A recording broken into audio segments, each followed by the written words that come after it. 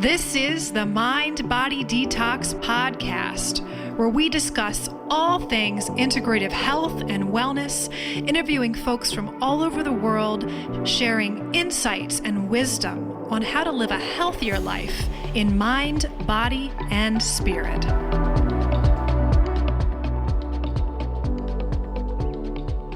Welcome back, everyone, to the Mind Body Detox Podcast. I'm your host, integrative intuitive medium, Kara Lovehart. And today I've been waiting for this type of guest to come on the show and trying to find someone that's going to talk about water, but water in all different aspects.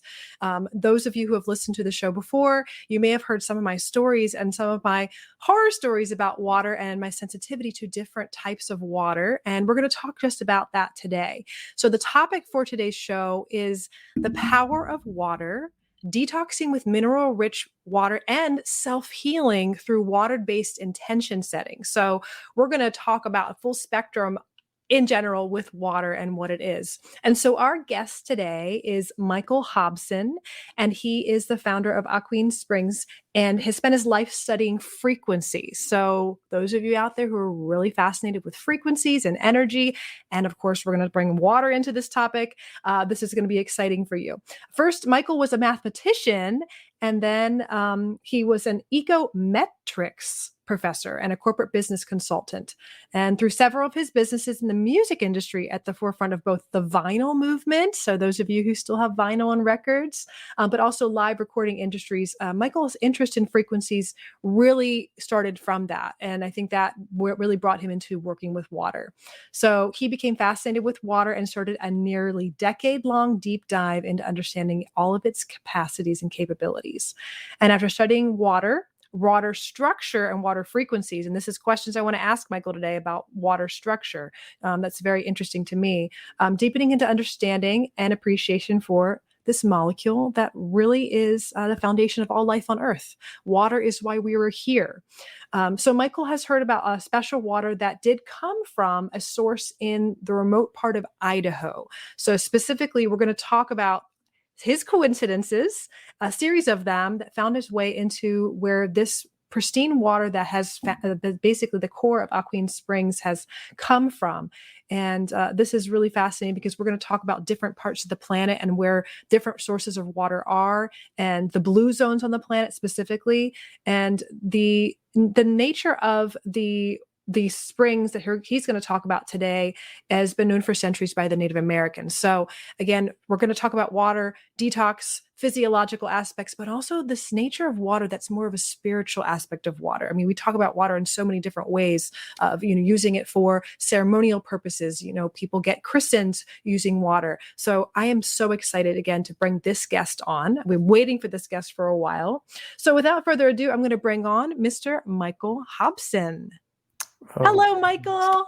Oh, my goodness. It's such a pleasure to be here with you today. Thank you. Thank you for being with us. So I'm going to calm down my soul a little bit because I'm just really excited. I've been not only looking for someone to talk to about this topic, but then when you sent me the water, which we're going to talk about later today, I got even more excited. So you guys, I have some who are watching the video recording, I have some cool stuff, and Michael's going to show us as well. But my first question really, you really have this really unique background and working in music and that fascination with frequencies.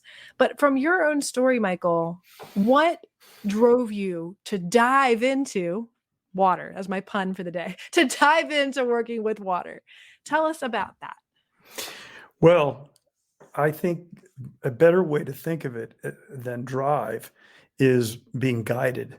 And so as I look back on it, I might, if my ego were here, and I'm trying to keep that in another room, but if it were, it might say, oh yeah, I drove myself to this place. But actually, to be quite honest and frank, I was guided here.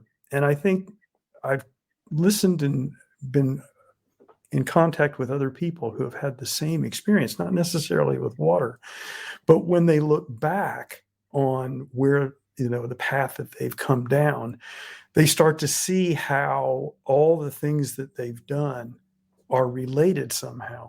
And I think that's my experience, is that rather than pursuing something that I knew was up ahead. I think I was wandering around and being guided to find my way to this moment, right? And that's to speak to you, certainly, but, to be involved with water generally and a Queen Springs water specifically. Not all who wander are lost. And Right. those who say, like you, that to keep your ego in the other room, who are here in service as your motivation. Yeah. All of us and many of the podcast guests that have come on here are in that similar vein where we do all experience that we're being guided, we're being led, synchronicities, coincidences. Right. And I do hope so much that we inspire our guests and our other audience members who are listening to find that in themselves. But it is about, I think, leaning into service and what is your purpose. So, Absolutely. And so to what answer happened with your coincidences? well, I that was led going to say, to answer your question more specifically, I think, my background is as a research economist. I was trained as an econometrician. I taught at university, another life, and then found my way into the business world, where I spent the last 34 years starting 11 different businesses. Now I'm on to Queen Springs is number 11, and there's 12 and 13 are in process as well. So that sort of serial entrepreneur nature, if I look back, I go, well, that seems to be part of it. But there is this thread that runs through there, which is frequency and vibration. And so when I came across the quote from the well-known quote from Nikola Tesla, that if you want to understand the universe, think in terms of energy, frequency, and vibration, I finally got what that path was all about. It was the preparation to find my way to this water and to understand about water. And by the way, I'll be the first one to admit that water is a miraculous molecule, right? It's so-called two hydrogens and an oxygen bound together. And it really is, in many ways, the source of life. I think air is the most important thing. And when I say air, I don't just mean oxygen. For those people that know a little bit more about the composition of our atmosphere, there's a lot of nitrogen there, and it turns out nitrogen is pretty important as well. But air is first, water is second. We can do without air for about 4 minutes, maybe a little longer if you're a deep diver. But water about 3 days, and food's a distant third at least a month, and in some cases, not at all. If you're familiar with breatharians, they don't consume food at all. So water's pretty critical for life. And I'm just going to say something now that we'll come back to, and that is that in my thought process, that life can be thought of as water dancing to the tune of our thoughts. So I'll leave you with that for the moment. Wow. I want to go down a little bit of a rabbit hole real briefly. Sure. Because I want to connect the audience to a little bit about my journey, especially if those out there who are thinking, okay, we're going to talk about water. We have lots of different aspects to talk about. But one of the common things that I notice in people going along their journey to better their health, improve their consciousness, is sometimes the first step is actually connecting with water through just drinking more of it, because it's the most common thing with people on their health journey. They're just not drinking enough of it, and they're not connecting with it enough. And along my journey, I lost a lot of weight. I went through this whole detox. We're going to talk about detox using water today.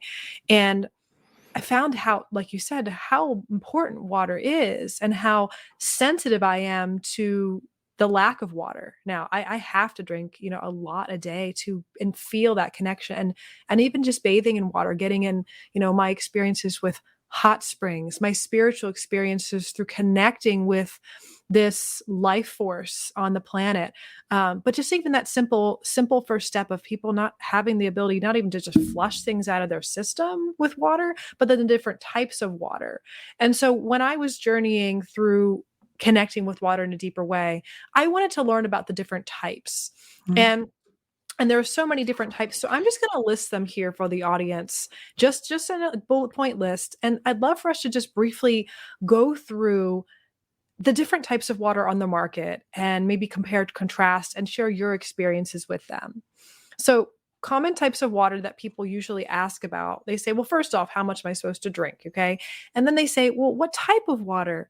There's distilled water, there's high alkaline, there's pH balance, there's mineral water, there's sparkling water, there's municipal filtered water. I could get spring water. What about reverse osmosis water?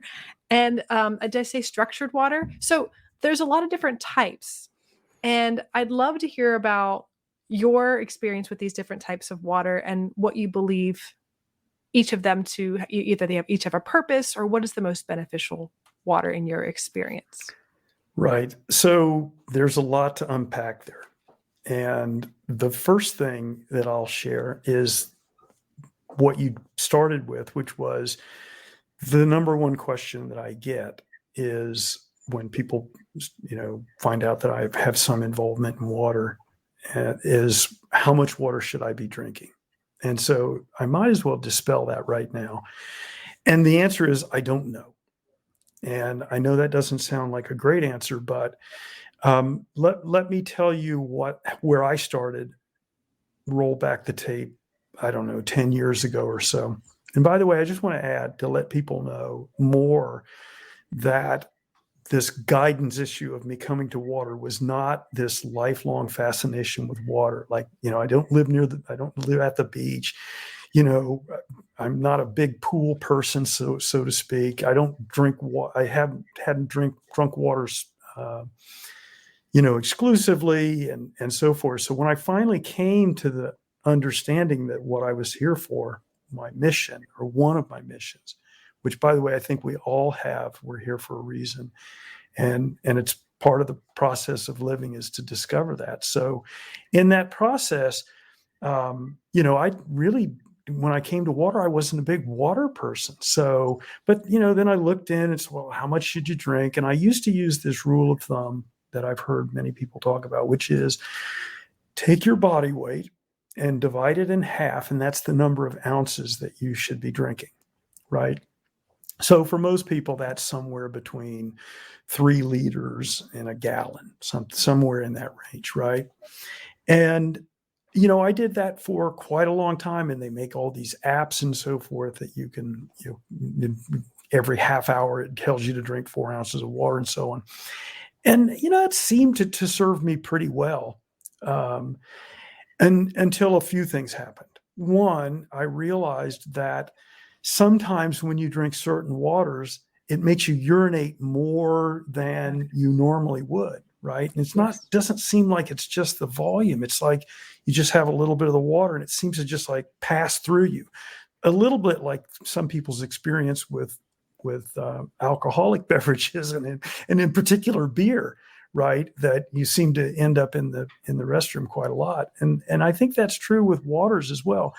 In fact, my experience is that with most reverse osmosis waters that I end up going to the bathroom. So I sort of stay away from them, because I think what happens in the reverse osmosis process, and, we live in this world now where we all think that the best way to live is in some pristine fashion. In other words, we have to filter everything. Like, the air has to be filtered, like no pollutants. And of course, no one wants to have pollutants. They don't want to consume pollutants, but, we're pretty robust creatures.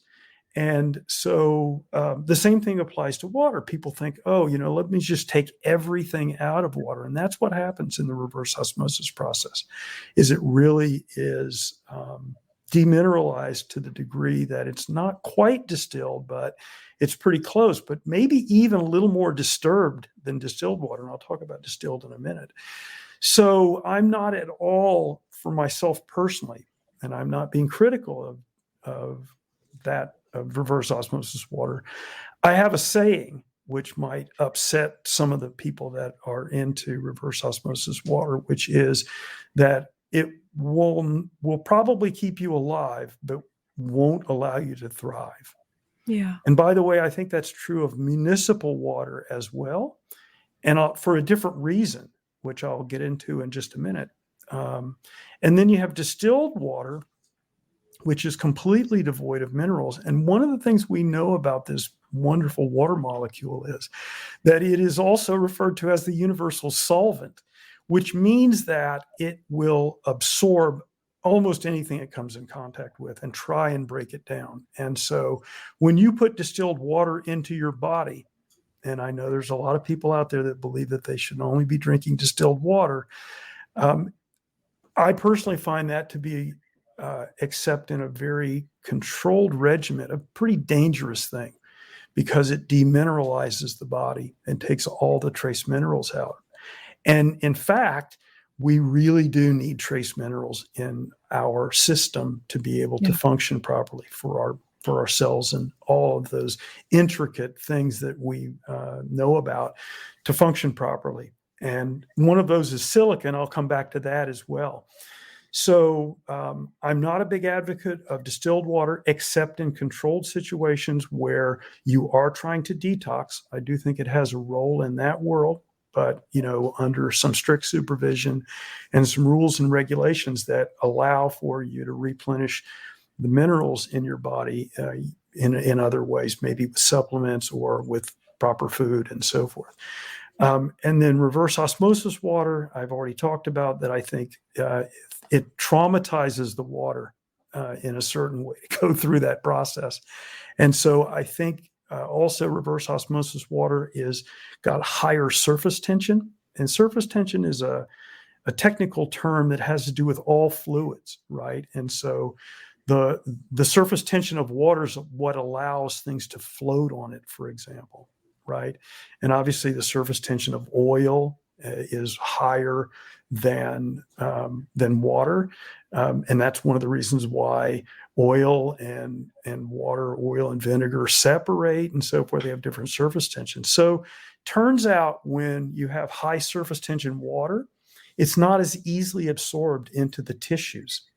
And hence, at least in my experience, you drink high surface tension water, read reverse osmosis water, and it doesn't get absorbed. It just kind of passes through. It has its cleansing effect in the kidneys and so forth.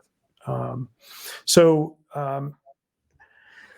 of the things that's seems to be true about spring water, and spring water is a kind of a general term, is that it comes from either an aquifer in the earth, or it comes from some kind of flowing stream that is moving the water across different surfaces, including rocks and in different geometric patterns and so forth, which leads to some level of structure. And I'll come back to that as well.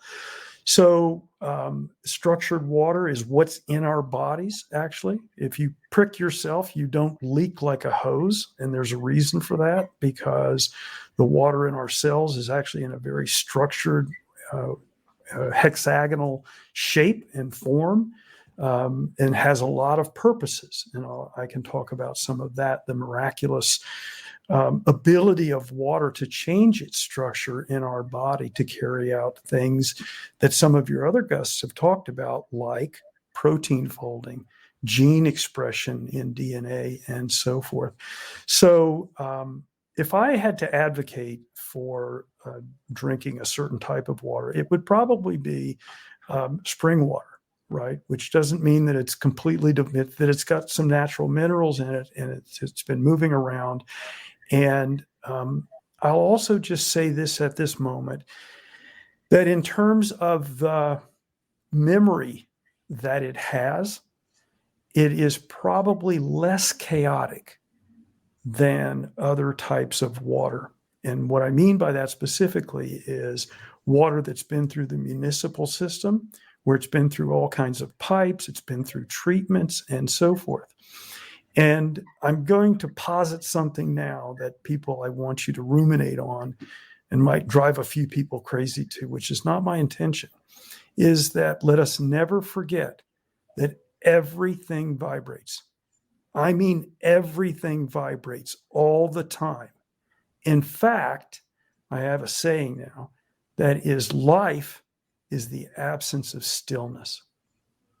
And you can think about that if you want and understand that everything that we experience with our perceptions is vibratory in nature. Everything. Again, think about that a little bit, and you can start to understand how, if, for example, that a water molecule of two hydrogens and an oxygen is a dance of waveforms, of stable patterns of waves, right? Now we're kind of in the realm of quantum mechanics. And now they encounter some other vibratory pattern that it might be that they are affected by that, right? And in certain structures, that water becomes chaotic, right? And that's going to be the basis on which I talk about in a little while, how you can program your water. And you can affect, I think, great changes in your health and well-being, and even probably in your destiny. I hope that answered the question of what water you should drink. It's perfect. And I think it went over, again, the basic types that, I explored myself. And it's really interesting. I found for myself, we have a well, but we have our properties fed by a spring. It's beautiful too, because the history of our property there's been a lot of archaeological digs here twice. And this has been a space where, because there's a spring here, thousands and thousands of years of people passing through and getting their life force fed through this spring. So I am so grateful. Not only is it that's here, but we also have court beds throughout the property. So our clinic is right on our property here. And a lot of people, when they come onto the property, people who are energy sensitive, that frequency, that vibration you're talking about, they sense something. They sense a space of peace. They sense this healing nature, and it's the water. It's the water. It's the spring. I really believe that. But so throughout the process of it, it was going through old copper pipes and the potential for, copper and lead and all these different things that cause toxicity in the body. And, my journey was detoxing lead, detoxing copper, detoxing all those things. And one time I had gone to Florida just for a visit, right? And I actually drank the water in one of the Disney parks. And me and my son, since we're very sensitive to differences and changes, we got very, very sick from the water. And you know how they say when you go to Mexico, be careful because there's different bacteria in the water. We thought about it like it's kind of a closed system for the Disney parks, the resorts, and everything, that they're just recycling the water, recycling it. And we know there's a lot of bacteria that don't even get killed through the chlorination and all this stuff that's just so toxic. So what I had done is said, okay, we're going to go buy some bottled water. I don't have anything. Let's get some bottled water. Right. And my mother accidentally got we wanted to get reverse osmosis water because that's the best we could find in that local area. Some of the mineral waters, and then replace it with some minerals to add in there when we were on the trip. And she accidentally got me municipal filtered water. So I was drinking it, and I was drinking it trying to flush out my system because I had gotten sick. And I woke up the next morning and I couldn't turn my head. I had inflammation, so much inflammation. And when I looked, it was municipal water. There was chlorine in it. The thyroid's really sensitive to chlorine and bromides, right? And when I get inflammation in the front of my neck, it causes inflammation all over. And these are things that I'm a very sensitive person, and not everyone, until you detox your body and you go on this journey, you start to realize all these little things that are affecting you. So that's just my brief story about, municipal water and just the experiences with it, and knowing like I have to have a specific type of water, and the water has consciousness. I know that. So that's why like the whole thing with silica that we're going to drop into next, and how water can help detox the body, specifically, I want to talk about, because I do feel there's such a difference in waters that have minerals in them, and especially Right. like this high life force of mineral content and how much that supports the body. So can we go into a little bit about minerals in general, but how does silica specifically help detox and silica in water? Yeah. So the place to start here is actually to take a look at the Earth's crust. And the number one element in the Earth's crust, and I have to admit sheepishly, I didn't know this, is oxygen. And people are like, Really? what? It turns out to be true. I promise you, all the stuff that I tell you in the course of this interview, you can do the research and find out that I'm not making this stuff up. The number two element in the Earth's crust is silica. And the number three, which is important, is aluminum. So let's just think about that a second. But back to silica.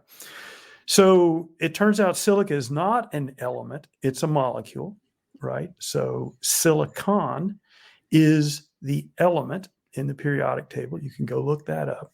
And turns out that silicon is a lot like hydrogen in the following sense, right? They're pretty far away from each other in terms of atomic weight and so forth and structure, but they're the same in the following sense that I call them lonely bachelors. They don't like to be on their own. So you don't find hydrogen just hanging around some places, and you don't find silicon hanging around. So they find partners. And in both of those cases, it turns out oxygen's a good partner. So in the case of hydrogen, it either bonds to carbon, so we get hydrocarbons, which we know a lot about, or we get water, right? And that's, there's a lot of water in the Earth's crust as well. But in silica's case, silicon binds to oxygen.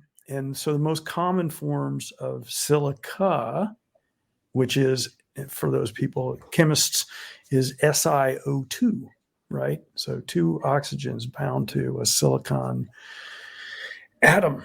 And so that's what the Earth is filled with. And something I want to take a moment just to talk to people about that they don't realize, and I didn't either, and that is that water's made in the Earth.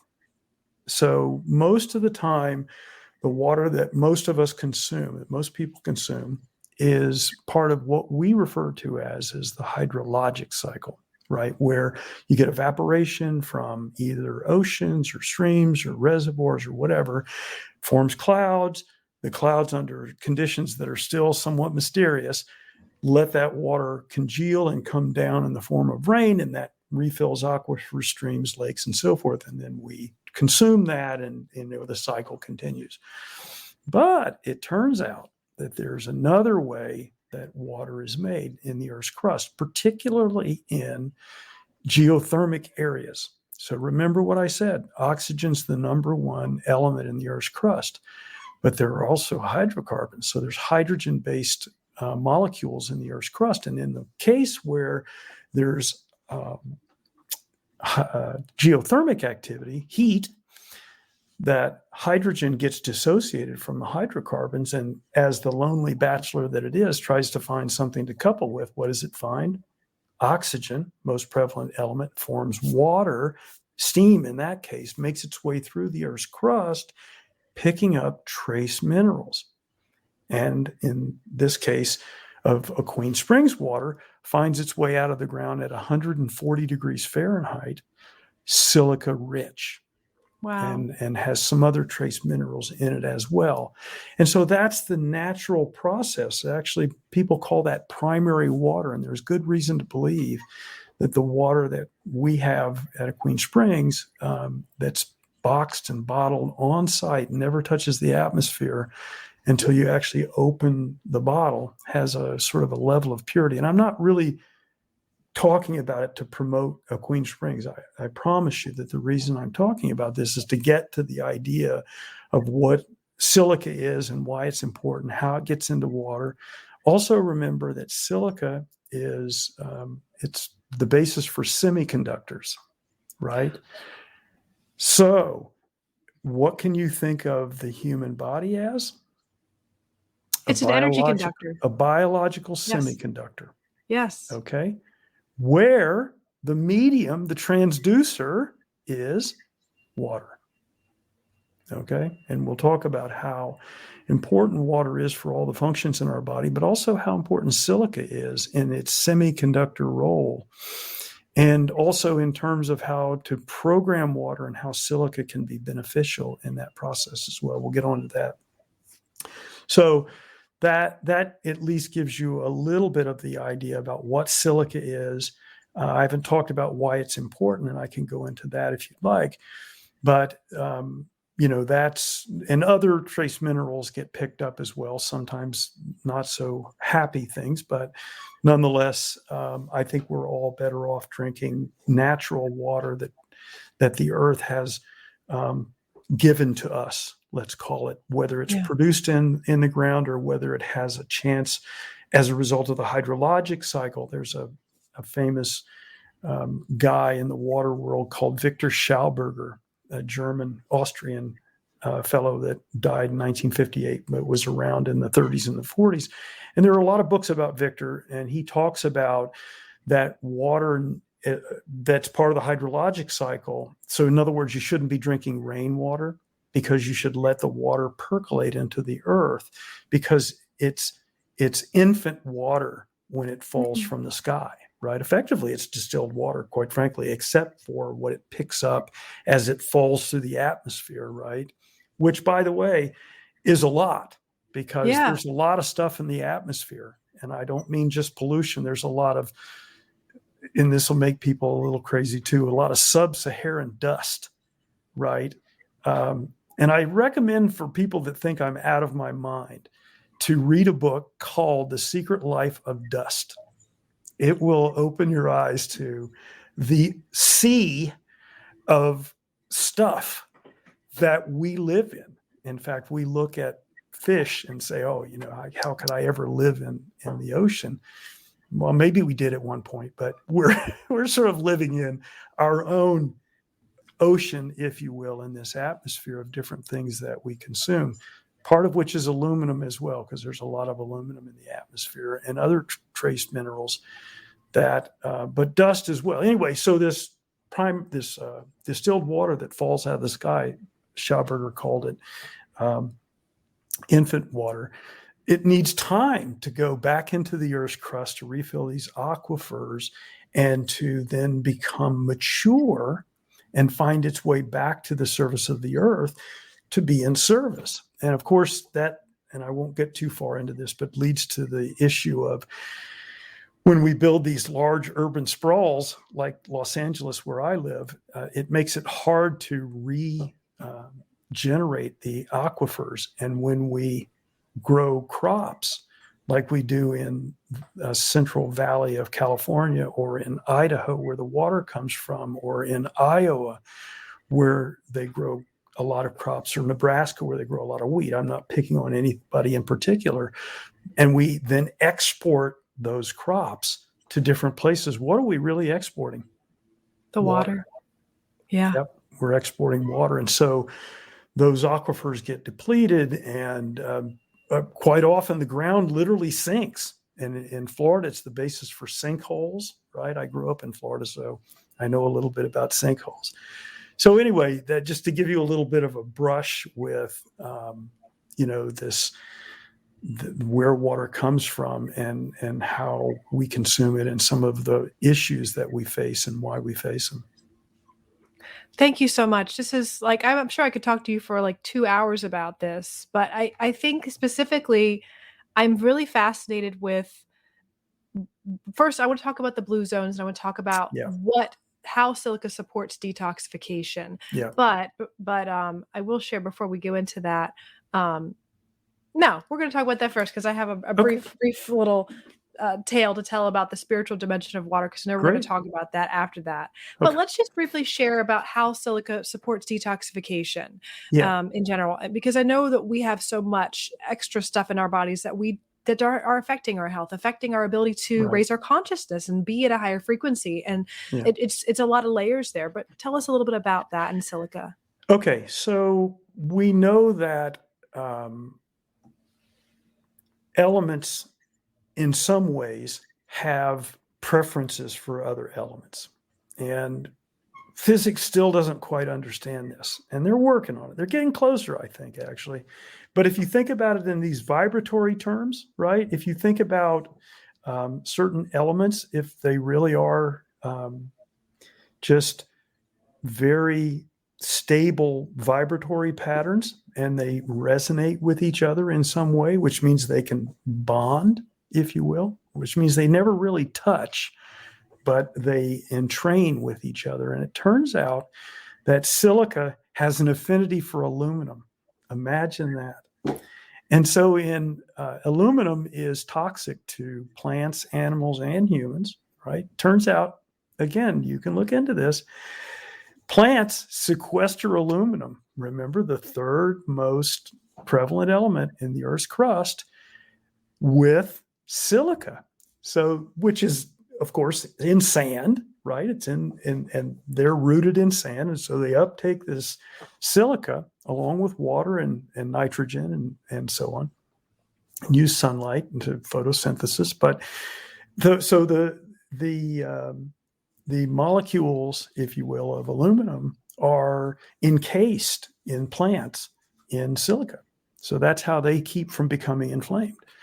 In animals and humans, we get silica through our diet, especially if we eat a lot of fruits and vegetables, which probably is another reason why it's good to do that. And in silica-rich water, which is actually a little more bioavailable than silica in plants. But nonetheless, I think both are good sources. The usual suspects, broccoli, leafy vegetables, and so on. And so the silica in our bodies binds with aluminum, and we excrete it through urination or from sweat, right? Which, again, another reason why, going in a hot sauna and sweating or exercise, there's that benefit of perspiration is very useful for us. And at the same time, drinking water that does flush the system and the urinary tract as well is the way that we get rid of the aluminum and detoxify ourselves naturally. Yeah. Now, I'm going to tell you something that most people don't know. Again, verifiable. And that is, two things happen over the course of our lives. One is that when we're born, and most people know this, we're about 85% water by volume, right, as infants. Molecularly, the number that's thrown around is about 99.99% water molecules, okay? When we reach our elder years, we're down to about 65% water. So you could think of the aging process of one of dehydration, or at least that the two seem to travel together, right? Yeah. What's not widely known is that over that same course of time, we lose silica in our body. And so is it any surprise that we're finding that as we live longer, at least relative to, let's say, 100 years ago, that we're finding increased long-term chronic inflammatory conditions, which include Alzheimer's, ALS, Parkinson's even, and that more and more of the scientific community is finding that there's some relationship between aluminum toxicity and those chronic inflammatory diseases that I just mentioned. And so does that make some sense that we see an increase in Alzheimer's that's due to aluminum toxicity because we can't detox ourselves because we don't have enough silica in our diet or in our body? So that, of course, the punchline is that we should be extra vigilant about increasing the amount of silica in our diets over time. Not to mention the fact, and I'll just take the moment to mention that silica as a trace mineral is the basis for hair, teeth, bones, our extracellular matrix, including collagen. It embeds in our veins and capillaries and arteries to help with blood flow. It's important in wound healing. And so is it also no surprise that in the elderly, we have problems with all of the above, right? With wound healing and hair and teeth and bones and skin and, our connective tissue and Yes. with Alzheimer's. So again, the moral of the story here is silica in water, which is more bioavailable, or certainly in fruits and vegetables. Yeah. Yeah. I think about the body as a tuning fork, and that we are either in resonance with our own energetic nature, and either we have too much toxicity through heavy metals, through excess aluminum, whatever it's in our diet, all these things that seem to not only affect the flow of energy, the flow of chi, the flow of consciousness through our body, but it affects physiologically affects us. We have Parkinson's and Alzheimer's. These are all, brain and nervous system related things. And, as an energy sensitive, I found out how sensitive my system is because I'm picking up a lot of extrasensory information. So I've had to figure out ways to lubricate my nervous system. Okay. Literally. And so I always joke that minerals and water are the WD-40 of the nervous system. The more, if I go out and I'm doing an event where I'm doing a lot of activity, a lot of picking up information and interpreting, I'm really activating my nervous system in a higher space. And it really makes a huge difference for me and for anyone who's energy sensitive to really make sure they're getting their WD-40, getting their minerals, getting their silica. But specifically, I bring this up because, our body is a tuning fork for our consciousness that, when we get tuned to that space through ensuring we're detoxing, but we're making sure we're getting the right types of water and minerals, it does raise our consciousness, our awareness, our connectivity to ourselves, to the planet, to others, and to our purpose. Yeah. And that sense of moving out of your ego, like you said at the beginning here, Michael, and moving into service. Yeah. So, moving into the spiritual aspect of the dimension of water. Sure. Because part of my journey with understanding how important water was, I had this part of my life, about 3 years of my life, where I really just wanted to give up everything I was doing and go around the world and visit all the bodies of water and all the different types of water. And it was just kind of like this weird part of my life where I wanted to do that, to get in touch with the water. And also we're going to talk about programming water, but how much setting healing intention through vibration and frequency. I had this, I want to travel the world with a caravan of people. Let's sing to the water. Let's send frequencies to the water through different devices, through our sound, through our voice, through prayer. And what would happen to the consciousness of the planet if we did that? Because all the water's connected. So that was kind of like this, you would say some hippy dippy idea that people were telling me that I had years ago. But now with your interest and your diving into frequency and how science is now proving a lot of this stuff, I'd love for us to kind of venture into that space now. Let's talk about it. Let's dive in. Yeah. Before we do, you asked a question earlier that I'm going to answer briefly this time instead of going on and on. And that is about the blue zones. So it turns out that there are these zones, and there are books written about this, and you can look on the internet about it.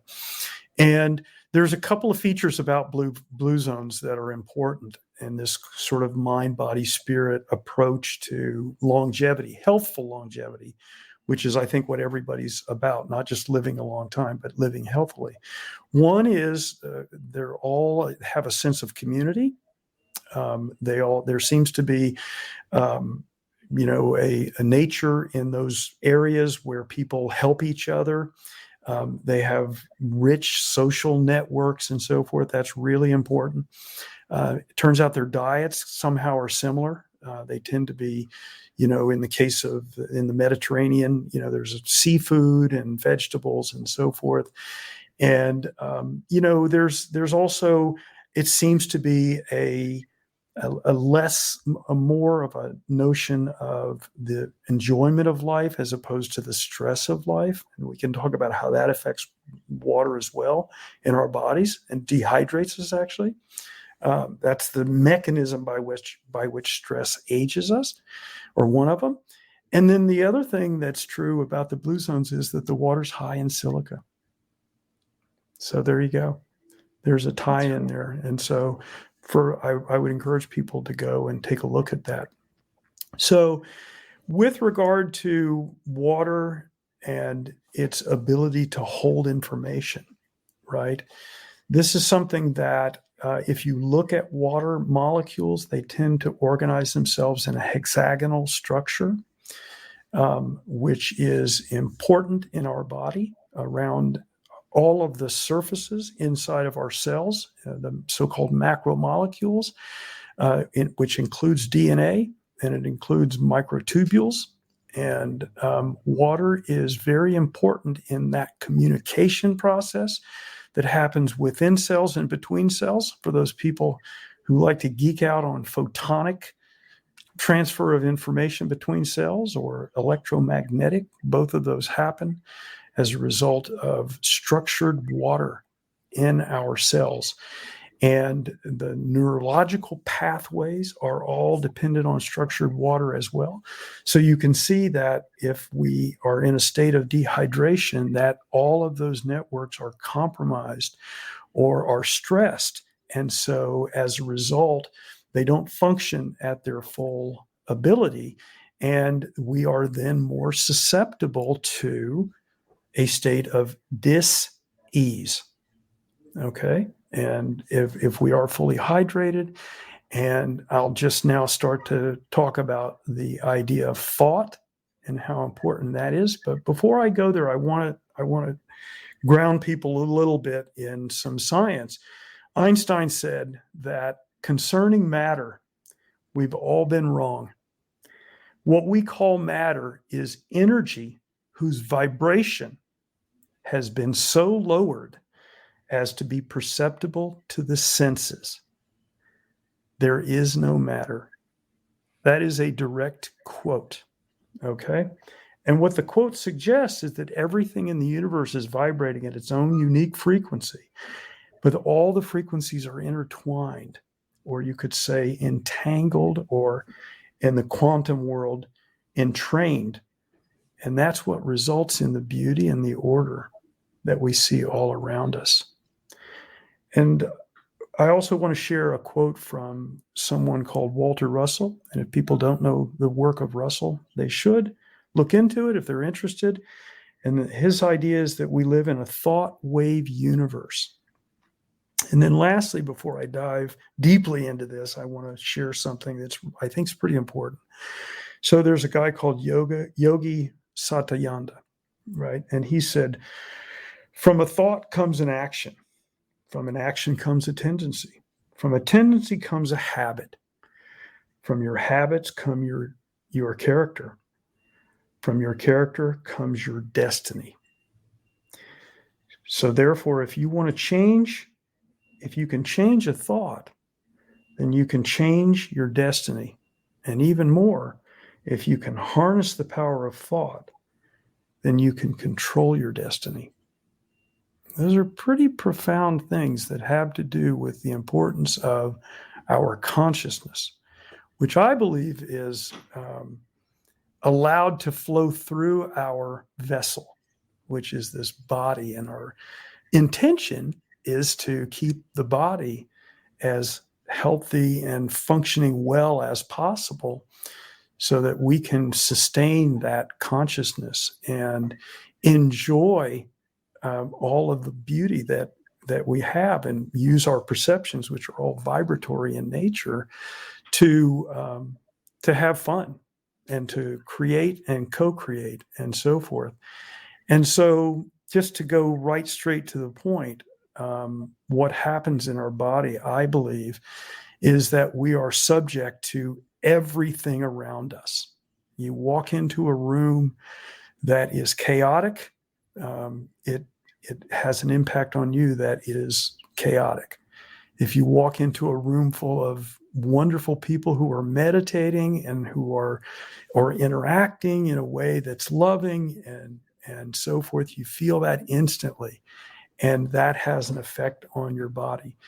In the same way that when we have angry or vengeful or unpleasant, I call them bad thoughts, and that's a judgment, I admit, and I try to stay out of judgment, but those thoughts have an electrical impact on our body and often result in us squeezing or tensing up.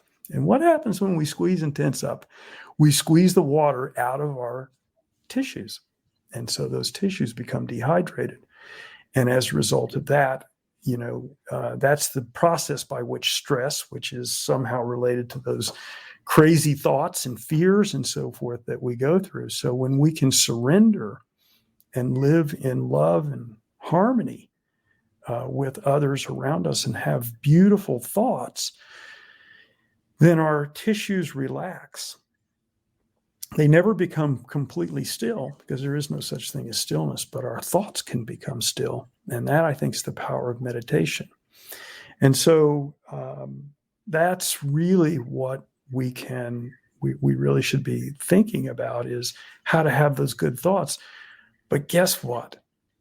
Water has that ability to be and reflect our thoughts. So we just talked about that, how that works in the body, but people will remember Dr. Emoto. And for those people that don't know his work, please go and take a look at it, either on YouTube or get some of the beautiful books that are printed, where what Emoto did was he subjected water to different circumstances. One would be where he would say to it, "I hate you, I hate you, I hate you." And then another beaker of water, he would say, "I love you, I love you, I love you." And he would even put hearts and symbols. He would play classical music to the water. He would play heavy metal or rap or, some hateful music or whatever. And then he would flash freeze the water and look for patterns. And what you see is that these good thoughts and intention, anything that's to do with love or what we would consider to be a higher vibratory pattern, turned out to crystallize in ways that were absolutely beautiful. When we look at those, and the others turned out to be chaotic. And I suggest to you that if you take a drop of water, municipal water, again, not trying to beat on municipal water, but it's chaotic. Yeah. And you take a look at it, it's got a pattern that you'd like, I don't want that in me. I want something that's beautiful, that resonates and makes me feel wonderful. And so the part that Emoto stopped with, he was great at demonstrating the ability of water, that we could visually see that it could take on this structure, let's call it, is that, and he actually spoke to the water, as I mentioned. But if you take that to the next step and you have a thought, and your thought is an intention, let's say it's to self-heal. Let's say you have a pain in your wrist. And I'm saying that because sometimes I have a pain in my wrist. And I say to the water, it is my intention that my wrist is without pain, that it heals. And I speak that from my thought, and I see my wrist not with pain, or I'm doing push-ups or something. I don't do a lot of push-ups, but I even visualize myself doing that. And then I push that thought through my heart, which most people think, why would you do that? Because the heart just pumps blood, doesn't it? Well, the heart really doesn't pump blood. Turns out the heart's a resonant cavity that helps synchronize the frequencies, the bass frequencies, I think, in our entire body, to create this symphony that is life here.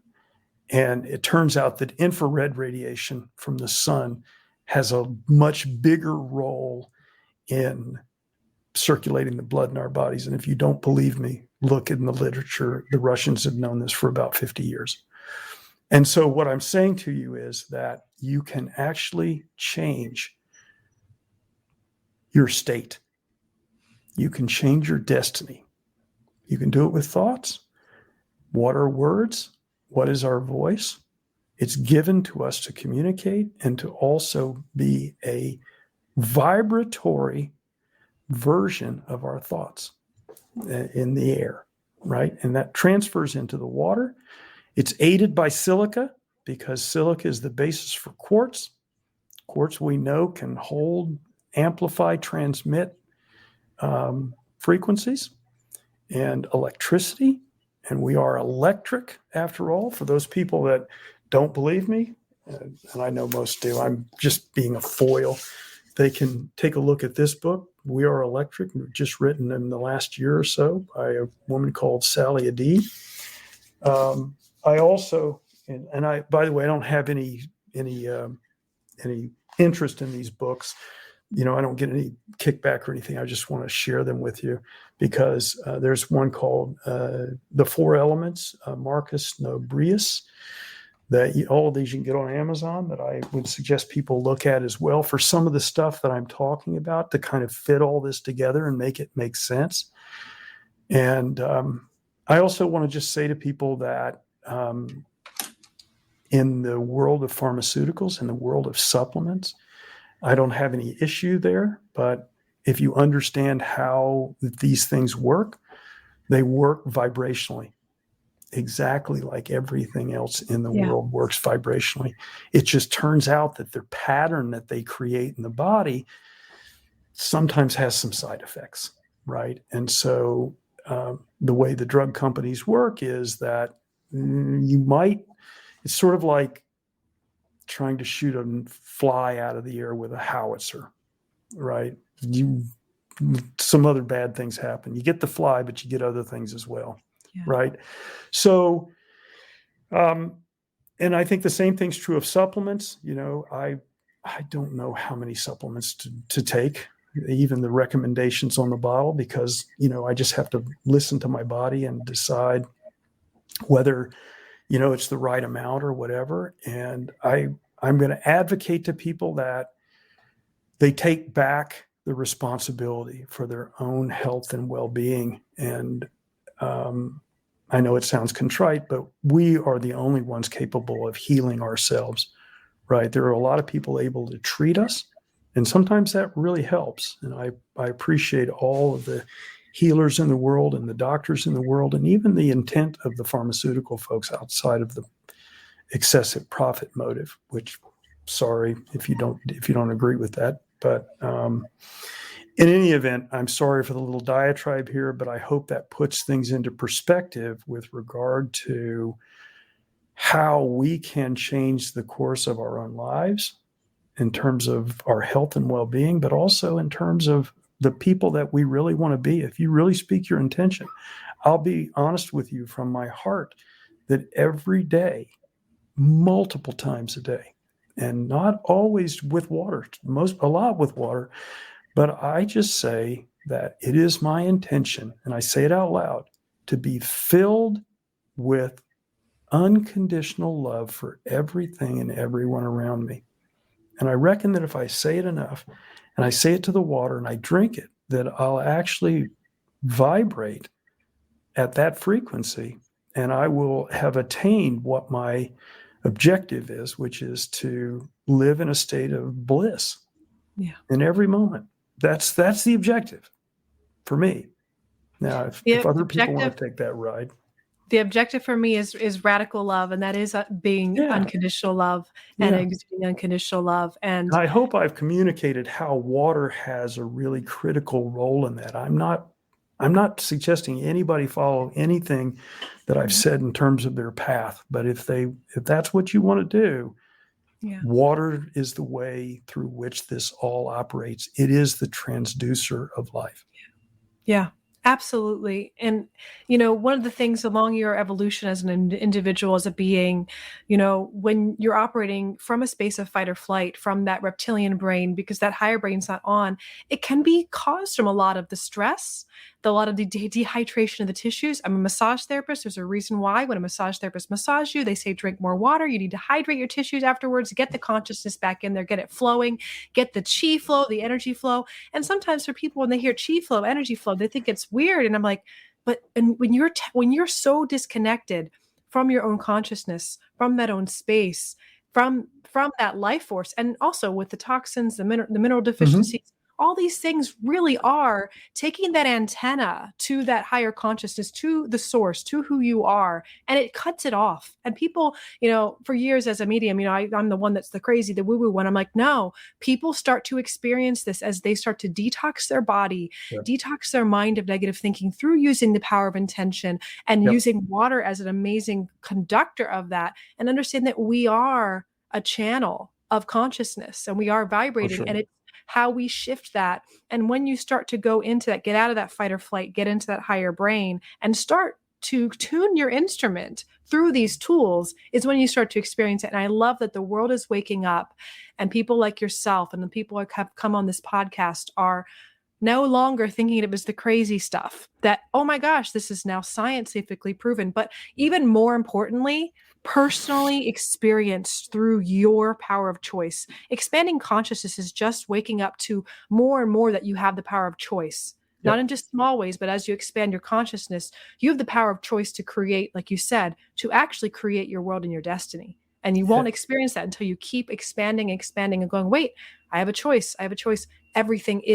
This life is my choice. Everything I experience in it. So I know that might be a little bit existential there, but it all does relate back to water. It is absolutely true. And what I would encourage people, and a lot of the guests that have come on and have supplements and so forth, if I could add to that, I would say, whether it's drinking a Queen Springs water or not, high silica water or spring water or whatever, when you take those supplements, say to the water that you use to drink that with, say that I intend that these supplements will have their intended effect, that they will detoxify me. I also advocate that if people find their way to chemotherapy or radiation, that when they drink or water, that they say to the water, I know that what's happening to my body is I'm allowing, and this is going to be painful, but know that I want to live, and tell the water that, so that it can deliver that message that you only have the best of intentions, that you're not trying to kill it, right? Because I, with you, believe that everything has some level of consciousness, and all of our cells are down there. They're like a bunch of little, I think of them as different groups of musicians, right? Like you could think of a tissue as a different group of musicians, and they're playing a particular tune. And then there's another organ or another set of tissues that are playing a different tune, but all together they combine in a way that provides this beautiful harmony we call life. And when they get out of tune and there's disharmony, then that's when some of the trouble begins, and we get distracted by some of the dis-ease that we experience. And so we can't really experience what we're really here for, which is to continue to co-create and to just have that beautiful, wonderful conscious experience. Yes. Thank you so much, Michael. I'm going to encourage people to check out Queen Springs, and we do have a coupon code for you today too, because I actually held on to my second bottle because I didn't want to drink it, because I wanted to order more before I was out, because it's incredible. And I know that you do have to head out here today, but is there anything else you want to share about our coupon code and anything at all about the model? If you want to share the visual, that would be awesome. Yeah. So, like I said before, if sometimes in the bottled water, and this has got a lot of crystal in it. Do you see it on the camera, everyone? If you can see it, it's pretty great. This has been programmed to have the silica coalesce into crystalline form. And there's quite a lot of it in here. I'm not sure that I would look at that and go, oh yeah, let me just drink that. But in the bottles of water, you can actually see the crystals. And here's the reason for that. I'll be completely 100% frank. I don't drink the crystal necessarily when I want to put intention in it. The regular water, the regular silica source water and so forth, has the same level of crystals in it, has the same level of silica in it. And I know it's there. So I know that when I speak to it, that it is going to vibrate with the resonance of my voice, and that I'm going to drink my own intention. But for those people who might say, geez, I don't know, it's just a glass of water and you want me to talk to it. I think what the crystal does is to allow people to suspend their disbelief more easily. Like, okay, there's some science here. You can look into Marcel Vogel and his understanding of, quartz crystal and healing and so forth by putting intention into a crystal. And then you can understand how silica being the basis for quartz can entrain that same vibratory information and your intention and thoughts and so on. So it just makes it easier, I think, for some people. But the issue is just having the courage to believe in yourself and that you do have the ability to affect your own vessel, right? Yeah. Our consciousness is co-located, but we're in this together, but we have the ability to profoundly affect our health and well-being. Yes, absolutely. Well, how do we find out about Aqueen Springs? I'll put everything in the show notes for the websites and everything like that. But go to Aqueen Springs, and remember, Aqueen is AQUENE springs.com. Aqueen, by the way, is a native word that means clarity and peace, tranquility. And from where this water comes from, in the middle of the high desert in southern Idaho, it is very tranquil and very peaceful there. And it's here to serve. Yeah. Thank you. And we have a coupon code for anyone who wants to get 10% off, I believe. Yeah, Mind Body 10, the number 10. If you put that code in at checkout, you'll get a 10% discount. And, just to warn people in advance that water's heavy. It's, shipping's a real problem. We tried to do this through Amazon to get people, and it just didn't work out. It turns out we were losing money on every sale. We just couldn't sustain the business because Amazon takes a big chunk, and they're a great company. I'm not disparaging them, but there's a reason for that. And on some levels, it's on the back of the people that sell things there. Anyway. And that's why we want to support, those with like yourself that, put your egos aside. We're here to serve and here to raise the consciousness of the planet and through the work you're doing. So I encourage you guys to go check out more and check out the website, because you have other podcasts and stuff like that as well that you can listen to more, because there's so much more information than just this podcast with you, Michael. So thank you so very much for your time. Thank you. And I just want to leave people with one parting thought, and that is, please get up every day and be thankful for all that you have, and just really have beautiful thoughts, because that's the first step. And it takes you a very long way in terms of keeping the water in your body coherent and structured, and keeping everything in tune. Thank you. Thank you again. Thank you everyone so much for listening, and be well until next time, my friend. And that's why we want to support yourself.